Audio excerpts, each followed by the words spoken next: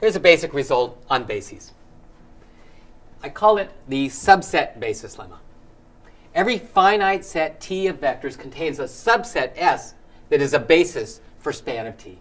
And the proof uses the grow algorithm. So here's the old grow algorithm. Initialize S to the empty set and repeat while possible. Select a vector V in a vector space, big V, that's not already spanned by the vectors in S, and put it in S. We're going to use a revised version. Initialize S to the empty set and repeat while possible. Select a vector V in the set T that is not already spanned by the vectors in S and put it in S. Now, the original version, if it terminated, was guaranteed to find a basis for the vector space. Because the original produced a basis for big V, this one will produce a basis for a span of T. So how does this differ from the original? Well, this variant stops once span of S contains every vector in T, whereas the original algorithm stops only once every vector in the vector space is in span of S. But that's OK. Once this algorithm reaches the point when span of S contains every vector in T, it also contains all linear combinations of vectors in T. And therefore, span of S equals span of T. So that shows that the original algorithm can be guided to make the same choices as this variant. And therefore, the variant also produces a basis. Here's another basic result on bases. The superset basis lemma. Let big V be a vector space, and let C be a linearly independent set of vectors belonging to big V. Then big V has a basis S containing all the vectors in C. So again, we use a version of the grow algorithm. The only change we make is that we ask the grow algorithm to prefer to include vectors that are in C. Initially, the grow algorithm will just keep adding vectors in C to S. It can keep doing this because C is linearly independent. So at no point will there be a vector in C that's already spanned by the vectors we put into S. After it's added all those vectors in C to S, it'll keep going, adding some more vectors until span of S equals the vector space V, at which point S is a linearly independent set of generators for big V, and it includes all the vectors in C. But so far, our proof is incomplete because we haven't shown that the algorithm is guaranteed to terminate. Here's a proof of termination that will work only when big V consists of vectors with a finite domain D. Recall the standard generators for f to the d. A standard generator's entries are all 0 except for 1. For example, these are the standard generators for r to the n. The number of standard generators for f to the d is the cardinality of d. By the grow algorithm corollary, the set S in the grow algorithm remains linearly independent throughout the algorithm. Therefore, by the morphing lemma, the cardinality of S is at most the number of standard generators, that is, at most the cardinality of D. Since S grows in each iteration, the number of iterations is at most the cardinality of D. We've shown that the grow algorithm is guaranteed to terminate, and that completes the proof of the superset basis lemma. The superset basis lemma holds even when D is not finite, but the proof is more involved, and it depends on something called the axiom of choice. Let's try estimating the dimension of some vector spaces. So here's a set of vectors. What's its rank? That is, what's the dimension of the span of T? By the subset basis lemma, the set T contains a basis for span of T. Therefore, the dimension of the span of T is no more than the cardinality of T. That shows that the rank of T is no more than the cardinality of T. And in general, a set T of vectors always contains a basis for its span, and therefore always has rank, at most its cardinality. Now we're going to give an argument based on the notion of dimension. I call it the dimension lemma. So let's say U is a subspace of W. In that case, the dimension of U is no more than the dimension of W. And if the dimension of U is equal to the dimension of W, then we can conclude that in fact U equals W. So here's the proof. Let U1 through UK be a basis for the subspace U. By the superset basis lemma, there is a basis for W that contains the vectors U1 through UK that form the basis for U. So let's write down B. It has U1 through UK and possibly some more vectors, B1 through BR. Well, it's clear that the number of vectors in the basis for U, which is K, is no more than the cardinality of this set B. Furthermore, if K, the number of vectors in the basis for U, equals the cardinality of B, then there aren't any additional vectors. B is precisely equal to the set U1 through UK. And therefore, the span of those vectors, which is U, equals the span of B, which is W. So that proves the second part. Here's an example. Suppose V is the span of these two vectors. Well, clearly, V is a subspace of R2 because these vectors are in R2. However, these vectors are linearly independent, and so the dimension of V is 2. Well, because the dimension of R2 is 2 as well, property D2 shows us that V is actually equal to R2. These two vectors span all of R2. Here's another example. Well, we have some set S consisting of 4 vectors. Since every vector in S is a 4-vector, span of S is a subspace of R4. Now, since the dimension of R4 is 4, property D1 shows the span of S has dimension at most 4. So in general, any set of D vectors has rank at most the cardinality of D.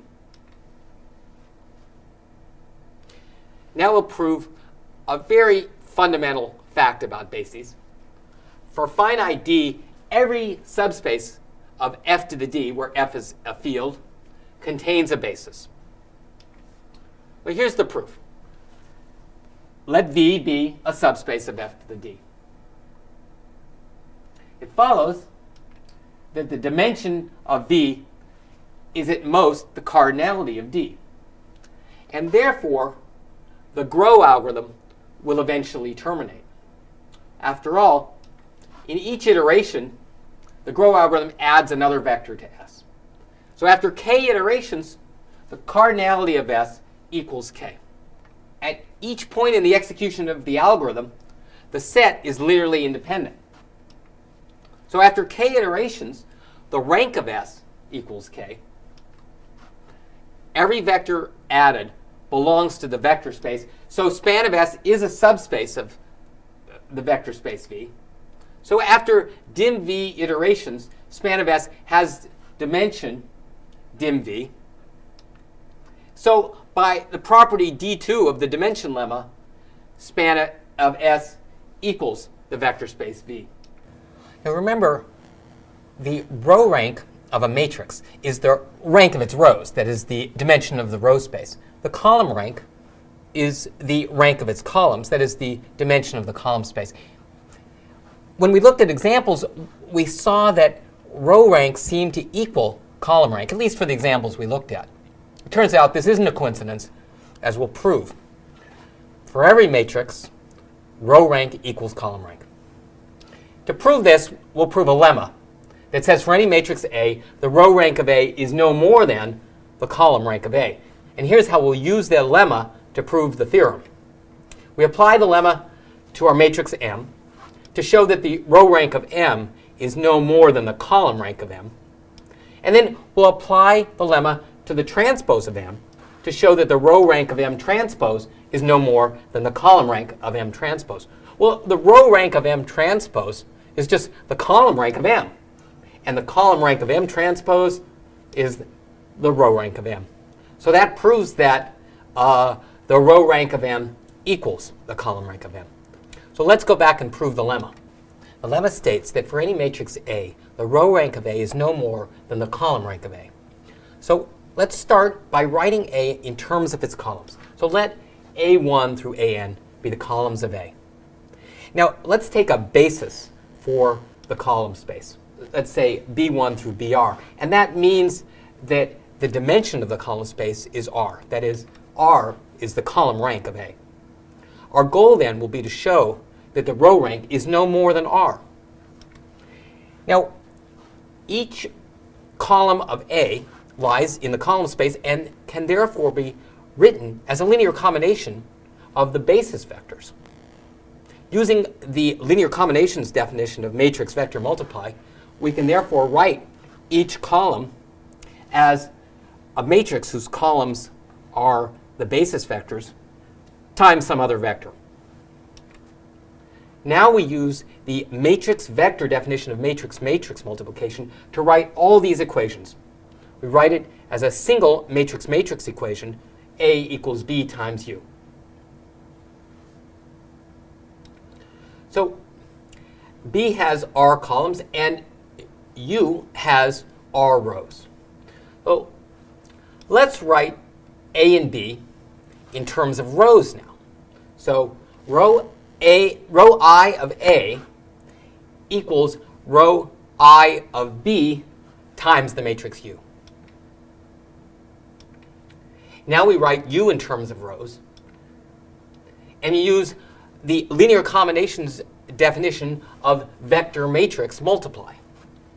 That is, we can express each row of A as a row of B times U, and a row of B times U is a linear combination of the rows of U. So we've shown that each row of A is a linear combination of these rows. How many are there? There are. So that shows each row of A is in the span of these R vectors. Now these R vectors include a basis, so the dimension of the row space of U is no more than R. And that shows that the dimension of the row space of A is no more than R. This shows that the row rank of A is no more than R. And that proves the lemma. With what we know now, let's return to the simple authentication scheme. Recall that the password was an n vector, x hat, over GF2. The computer would challenge the human by sending a random n vector over GF2, A. And the human was supposed to respond by sending back the dot product of A with the password. And this is repeated until the computer is convinced that the human probably knows the password. And recall that Eve, our eavesdropper, listens in on this communication. In so doing, she learns a bunch of pairs, a vector A1 and the corresponding dot product B1, and so on, up to vector AM and the corresponding dot product BM. That means that Eve can calculate the right response to any challenge that lies in the span of vectors A1 through AM. Suppose the challenge A is a linear combination of these vectors A1 through AM, then the right response is the corresponding linear combination of those bits, B1 through BM. Now, it's a property of random vectors over GF2 that the rank of the list A1 through AM is probably not much less than the number of vectors M. Let's try this out with some random 100 vectors over GF2.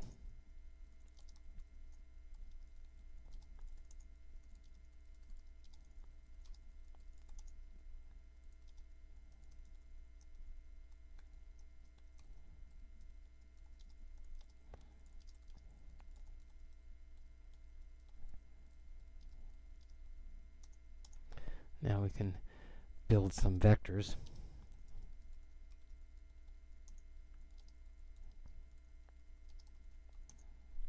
Now I'll define a list consisting of n 100 vectors. We want to compute the rank of this list, so we'll import the rank procedure from the module independence and compute the rank of L. We expect the rank of L to be about 10, maybe a little smaller, but very likely 10. And indeed. Now, let's try the same thing with a slightly longer list, maybe 50 vectors. We still expect the rank to be 50. And indeed. We'll try a longer list, and the rank now should be 80. Only when we get very close to 100 is there a significant probability that the rank will be even slightly less. All right, so it's a little smaller. Let's take a few more vectors.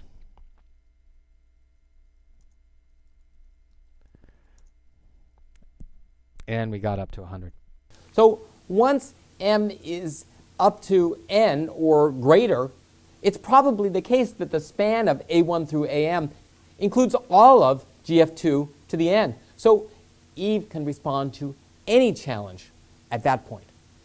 In fact, note that the password x hat is a solution to the matrix vector equation A times x equals b, where A is the matrix whose rows are those vectors A1 through AM, and B is the vector whose entries are the bits, the dot products.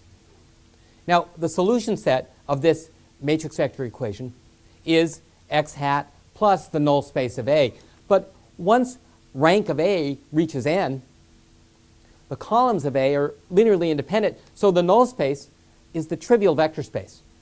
And that shows that the only solution to this equation is the password x hat. So Eve, using the solver, can compute the password.